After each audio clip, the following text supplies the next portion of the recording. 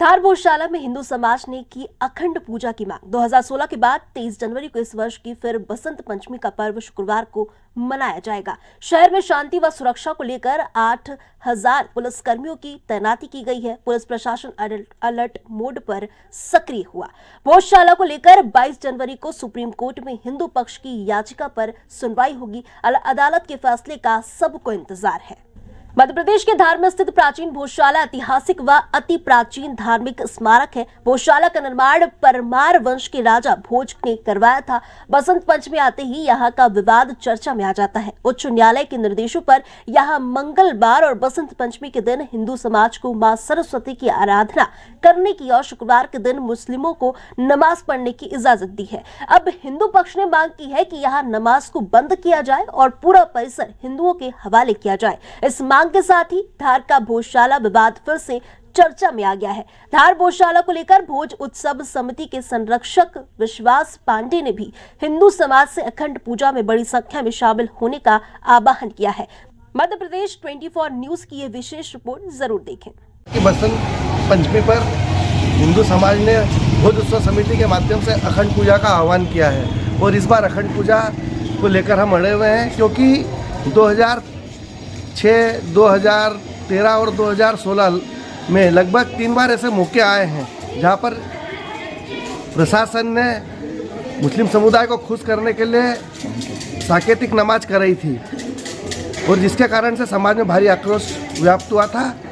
इसको लेकर के हमने इस बार व्यापक रूप से अखंड पूजा की रणनीति बनाई है, जो परंपरा अनुसार माँ वाग्देवी सरस्वती की जो शोभा, एक भव्य शोभा यात्रा है, जो सतत निर्विवाद पूजा चलती रहेगी सूर्यास्त तक। उसके बाद सूर्यास्त के बाद आरती होगी, पूजन होगा माँ का और उसके बाद समापन होगा। हिंदू भाइयों से यही सादर अनुरोध है कि तो लाखों की संख्या में हमारे हिंदू भाई भोजशाला में आए, माँ का पूजन करें और सरकार तक अपनी यह मांग पहुँचाए कि शीघ्र ही माँ लंदन के उस ब्रिटिश म्यूजियम से मुक्त होकर के भोजशाला में आकर विराजित हो। आपका नाम है उन पर? विश्वास पांडे, संरक्षक भोज उत्सव समिति धार।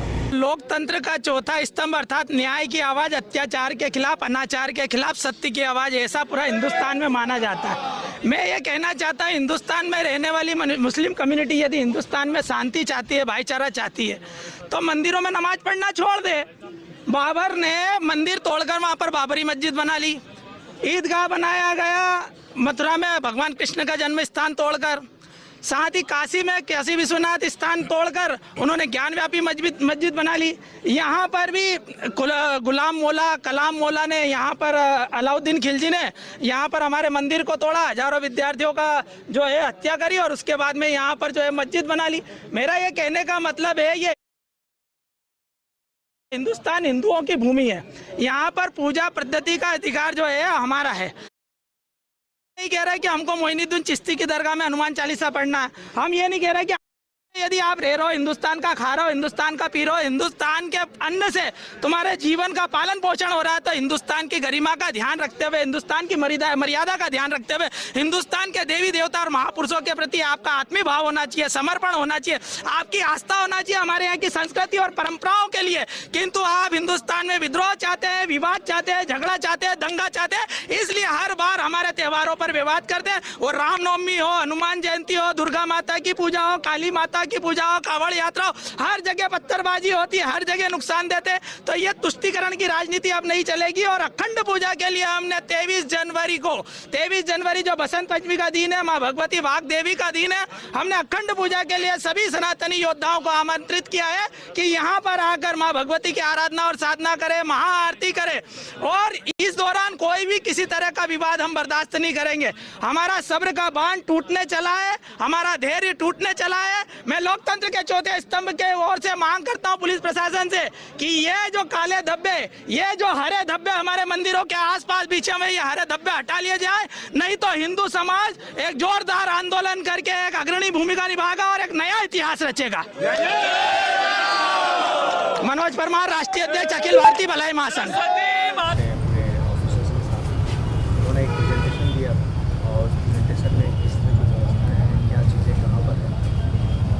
हमने चर्चा की और किस तरह से फोर्स हमारे पास आएंगे, कितनी फोर्स आएगी, उसके कहाँ डिप्लॉयमेंट होगा, किस प्रकार से डिप्लॉयमेंट होगा और रिसोर्सेज क्या होनी चाहिए हमारे पास, संसाधन कहाँ से हमें वहाँ है। एक इस प्रकार का एक लंबा मीटिंग के दौरान हमने एक ऑडिट किया है कि हमें क्या चीज़ें चाहिए। वो सारी चीज़ें हमने कर ली है और जो हमने प्रेजेंटेशन में देखा था अलग अलग इस पूरे परिषद जो है इस म्यूनसिपल परिषद को 5-6 सेक्टर्स में डिवाइड किया है। उन सेक्टर्स जो डिवाइड किया हुआ जो हमने प्रेजेंटेशन में देखा उसको मैं थोड़ा ज़मीन पे आके देखना चाह रहा था।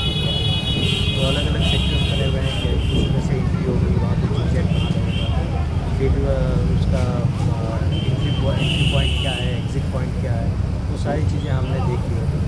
अगला 15 तारीख को, फिर 20 तारीख को, 18 और 20 तारीख को कंप्लीट फीस हमारे पास।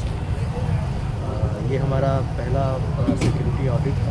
उसका क्या हमारा प्लान है, कुछ समस्याएं हैं, कुछ जो चीज़ें जो नहीं मिली है उसके लिए हम प्रयास करेंगे वो सारी चीज़ें, और हम एक अच्छी व्यवस्था यहाँ पे करेंगे। और बाकी जितने भी ग्रुप्स हैं अलग अलग जितने भी ऑर्गेनाइजेशन हैं जो ये काम करवा रहे हैं और इसके अलावा भी सभी लोगों से यहाँ की टीम बात कर रही है और डेली हमें पता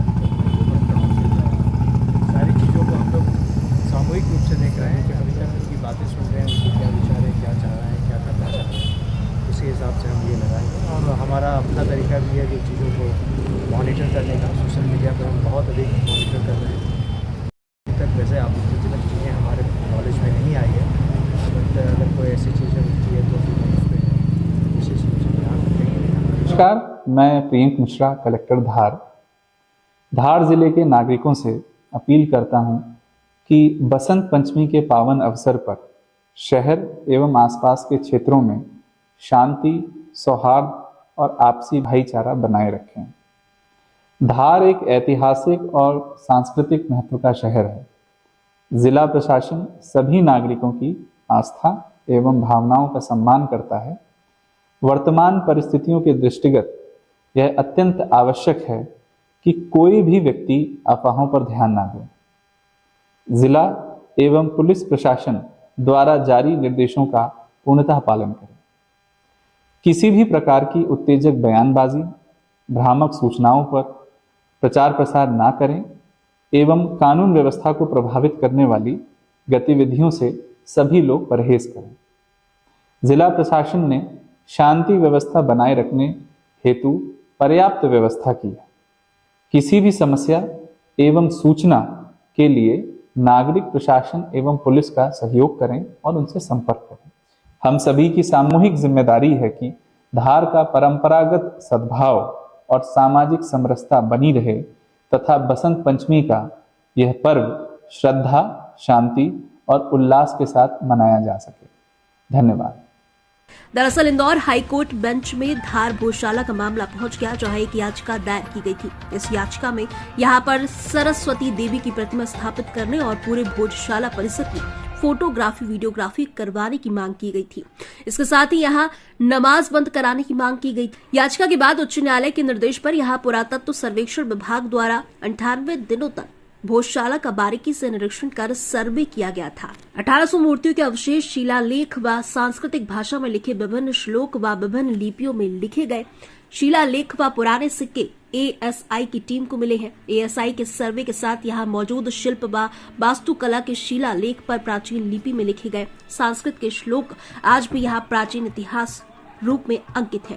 धार में परमार वंश का शासन था। यहाँ पर 1055 ईस्वी तक राजा भोज ने शासन किया था। राजा भोज मां सरस्वती देवी के अनन्य भक्त थे।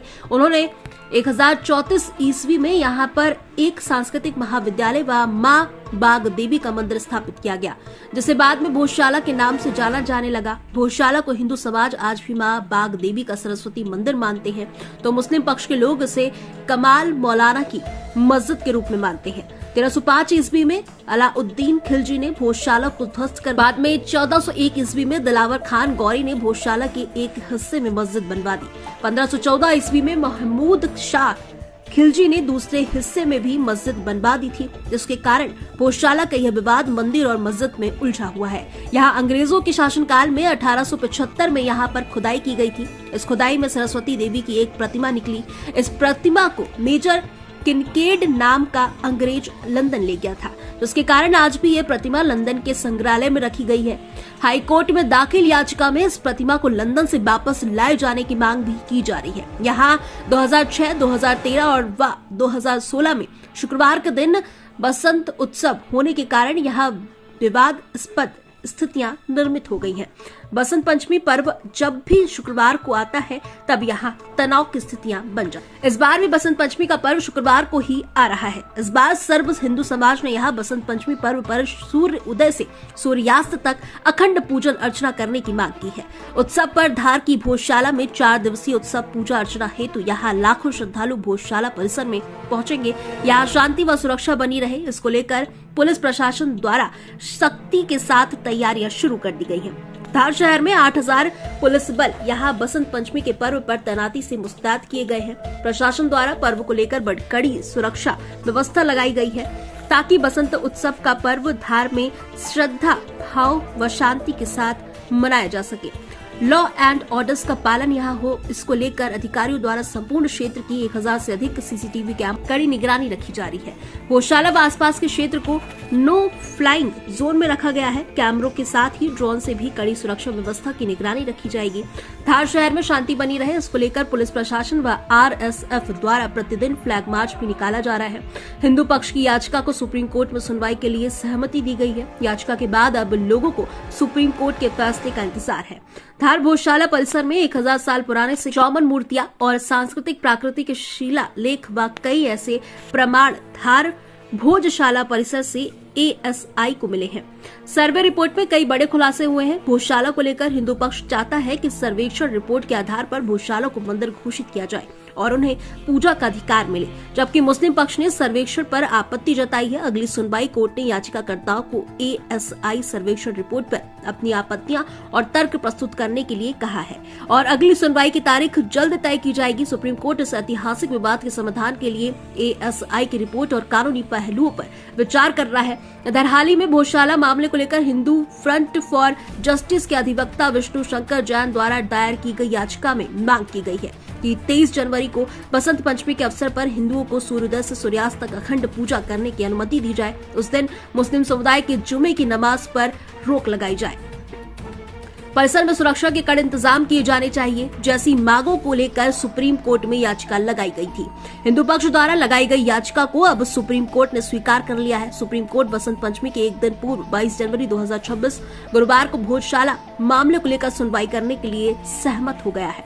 सुप्रीम कोर्ट की सुनवाई के बाद ही यहाँ स्थितियां साफ हो पाएगी। अब यह पूरा मामला सुप्रीम कोर्ट के प्रधान न्यायाधीश की अध्यक्षता वाली पीठ के समक्ष 22 जनवरी को भोजशाला के फैसले को सुना जाएगा। इससे पहले मध्य प्रदेश हाई कोर्ट ने ASI सर्वे का आदेश दिया था, जिसके बाद ASI द्वारा भोजशाला परिसर का 98 दिनों तक सर्वे कर रिपोर्ट हाई कोर्ट में जमा की जा चुकी है और मुख्य मामला अभी भी न्यायालय में लंबित चल रहा है। धार शहर हो गया है। यहाँ भोजशाला के आसपास के क्षेत्र और शहर के प्रमुख चौराहों के चप्पे चप्पे पुलिस व RSF के जवान सुरक्षा व्यवस्था के लिए तैनात है। अब दोनों ही पक्षों के लोगों को हिंदू पक्ष की याचिका पर सुप्रीम कोर्ट के आदेश आने का इंतजार है। धार से नीलेश शर्मा की एक खास रिपोर्ट।